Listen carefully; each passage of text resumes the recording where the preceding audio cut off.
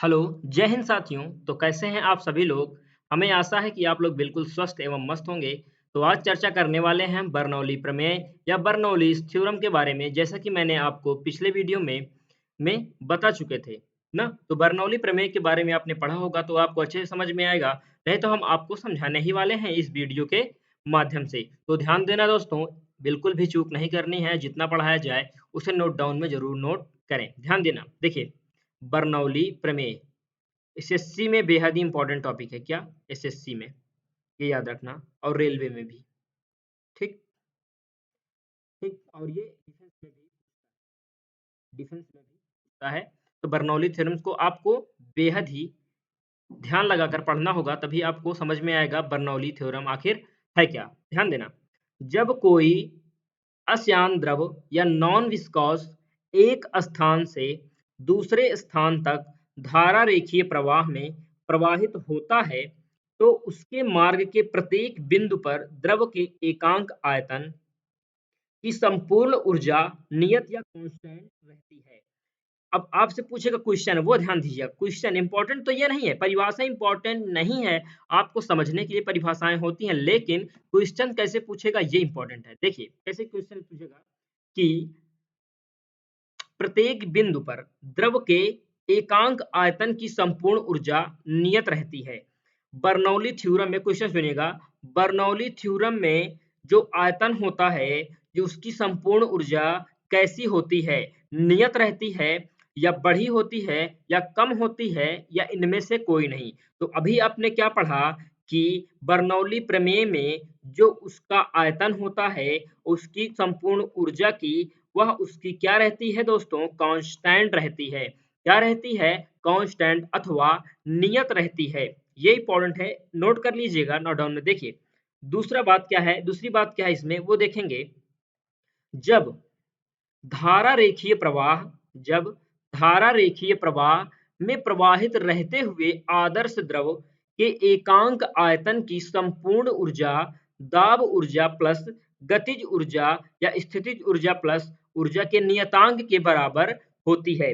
अब आप सोच रहे होंगे दोस्तों कि बर्नौलीज थ्योरम में ये क्या है, ना? तो उसको थोड़ा हम पूरा करते हैं। ध्यान देना दोस्तों,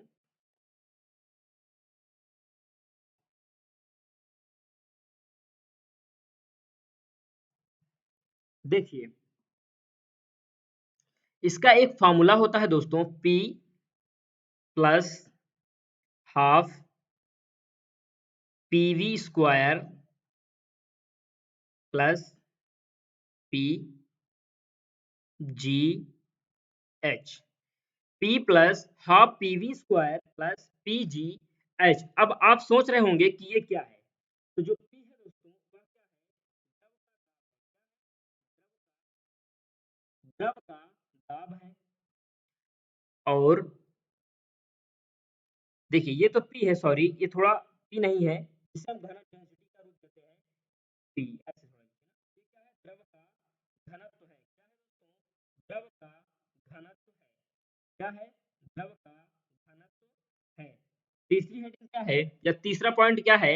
आप समझ रहे हैं कि जी, ना? जी जी क्या है दोस्तों? गुरुत्वीय त्वरण है। क्या है दोस्तों? गुरुत्वीय त्वरण है। गुरुत्वीय त्वरण है। और एच क्या है दोस्तों? ये है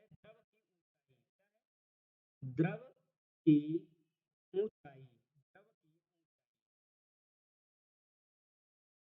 समझ में आ गया आपको कि धारा रेखीय प्रवाह में प्रवाहित रहते हुए आदर्श द्रव के एकांक आयतन की संपूर्ण ऊर्जा दाब ऊर्जा प्लस गतिज ऊर्जा तथा स्थितिज प्लस ऊर्जा का नियतांक क्या होता है? तो P plus half P square plus P G H, ना? P plus half PV square plus P G H. तो आपको समझ में आया, ये वाला जो P है वह क्या दर्शाएगा? प्रेशर। और जो ये वाला P है, P2 मान लीजिए इसे, तो ये दर्शाएगा द्रव का घनत्व। और जो G है वह गुरुत्वीय त्वरण को, और जो H है वह द्रव की ऊंचाई को। समझ में आ चुका होगा आपको। तो चर्चा करते हैं अपने नेक्स्ट पॉइंट पर,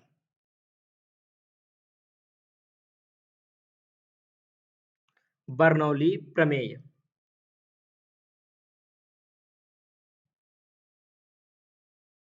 सॉरी,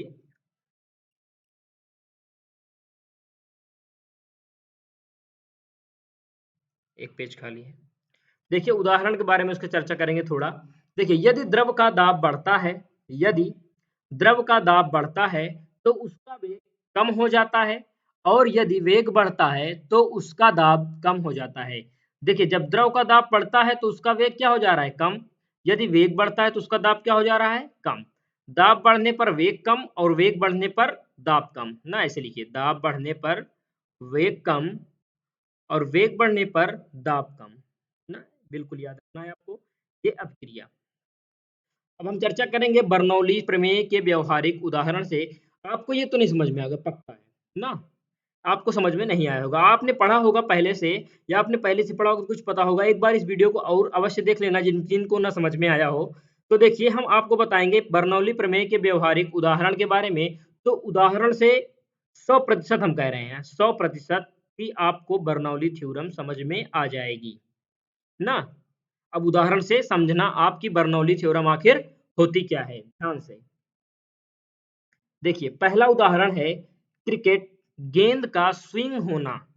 देखिए जब गेंद को तेजी से फेंकते समय उसे घुमा दिया जाता है तो घूमती हुई गेंद एक ओर से वायु में अवरोध उत्पन्न करती है, जिससे वायु का वेग कम हो जाता है, जबकि दूसरी ओर वेग अधिक रहता है। जिस ओर से वेग कम हो जाता है वहां दाब बढ़ जाता है और गेंद हवा में ही दूसरी ओर स्विंग घूम जाती है।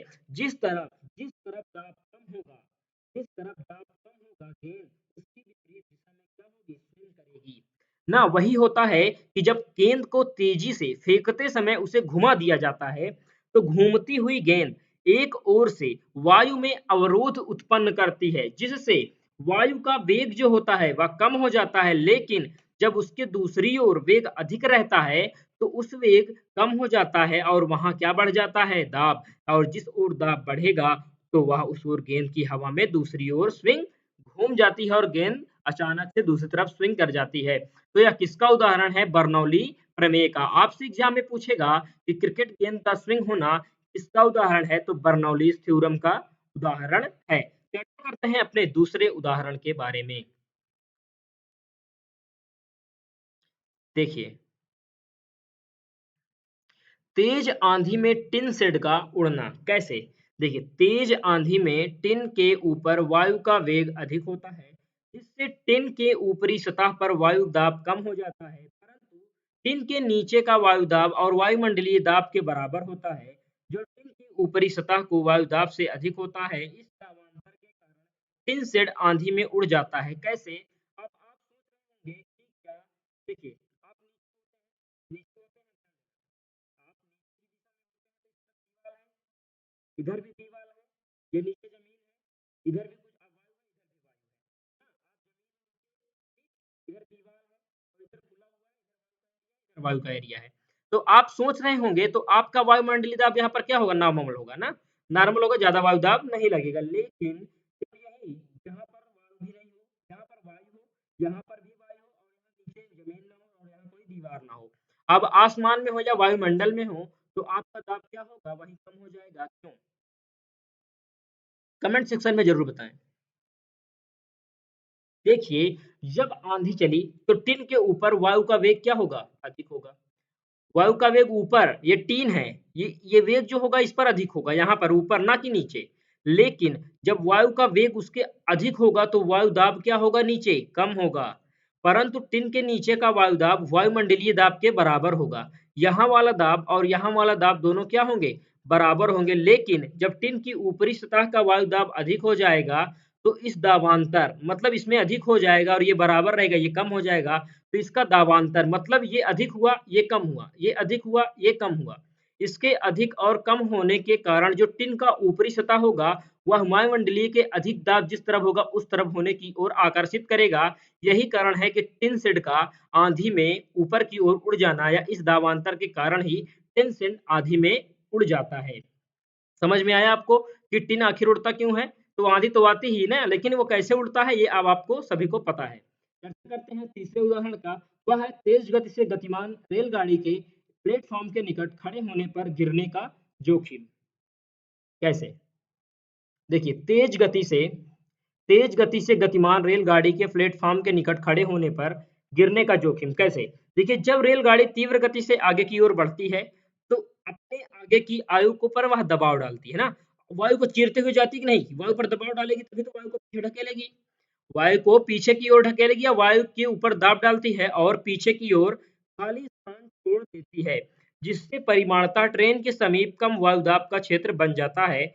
और यदि कोई मनुष्य प्लेटफॉर्म के समीप ट्रेन के किनारे खड़ा होता है, तो गाड़ी दूर से स्थित अधिक दाब वाली वायु मनुष्य को कम वायुदाब वाले क्षेत्र की ओर धकेलती है, जिससे मनुष्य के गिरने का भय होता है। अब ये नहीं कि ट्रेन अपनी ओर खींच लेती है, उसमें चुंबक लगा होता है, ऐसी कोई बात नहीं है। वह अपने क्या होता है कि वह अपने आगे की वायु पर दाब डालती है, जिससे पीछे की जो दाब होती है वह खाली स्थान छोड़ती हुई चली जाती है। जब आप ट्रेन के समीप होते हैं तो कम वायु दाब का क्षेत्र बना रहता है, तो वहीं पर आप प्लेटफॉर्म के समीप ट्रेन के किनारे खड़े होते हैं, तो वह जो दाब वाली वायु होती है, वह मनुष्य को कम दाब वाले क्षेत्र की ओर ढकेलती है, जिससे मनुष्य उसकी ओर गिर जाता है या गिरने का भय बना रहता है। तो ऐसा बिल्कुल नहीं है कि ट्रेन आपको अपनी ओर आकर्षित करती है, कि वह वायुदाब के क्षेत्र को अपनी ओर लेकर चलती है, वही वायुदाब के साथ-साथ आपको भी अपनी ओर आकर्षित करने की कोशिश करती है, वह नहीं करती। उसका वायुदाब उस पर उसकी श्यानता और उसके वायुमंडलीय दाब उस पर निर्भर करते हैं कि आप आगे की ओर आकर्षित होते हैं या मनुष्य का गिरने का भय होता है। नेक्स्ट उदाहरण क्या है? थोड़ा जानेंगे फिर उसके बाद एंड ही है। देखिए, तीव्र वेग से गतिमान होकर वायुयान का रनवे से ऊपर उठना भी वायुयान की निचली सतह एवं ऊपरी सतह में दाबांतर के कारण संभव होता है। क्या होता है देखिए, जब वेग होता है, तीव्र वेग ना कोई वायुयान ऊपर की ओर उड़ता है, तो क्या होता है वह वायु प्राप्त है, वायु को चीरते हुए आगे की ओर बढ़ता है, तो वह पीछे की जो वायु का एरिया होता है या वायुमंडलीय दाब होता है, उसका एरिया तो वह छोटा हो जाता है। लेकिन वायु को चीरते हुए जाता है। तो क्या हुआ यहाँ पर उसका वायु क्या हो रहा है? वेग तो अधिक हो रहा है, वेग अधिक हो रहा है और ये पीछे का वेग क्या हो रहा है? कम हो रहा है, तो इसका दाबांतर अधिक कम ना अधिक कम इसका दाबांतर क्या कहलाएगा? उसी के कारण संभव होता है कि वह आसानी से वायुयान ऊपर की ओर जाता है।